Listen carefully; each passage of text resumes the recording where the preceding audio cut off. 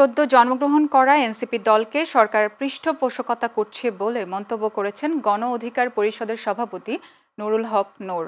শুক্রবার বিকেলে নগরীর টাউন হল মাঠে কুমিল্লা জেলা গণ অধিকার পরিষদের আয়োজিত গণ অভ্যুত্থানের জন আকাঙ্ক্ষা রাষ্ট্র সংস্কার শীর্ষক সমাবেশে প্রধান অতিথির বক্তব্যে তিনি একথা বলেন।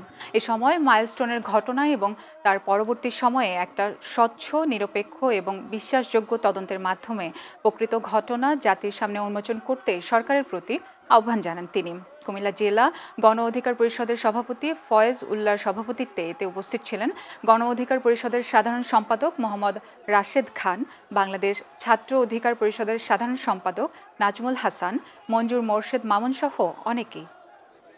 আমরা দেখেছি সেই মাইলস্টোনের ঘটনাকে পুঁজি করে পতিত স্বৈরাচারের দোসরেরা ঢাকার রাজপথে নানান ধরনের নাশকতা এবং অস্থিরতা তৈরি করার অপচেষ্টায় লিপ্ত ছিল।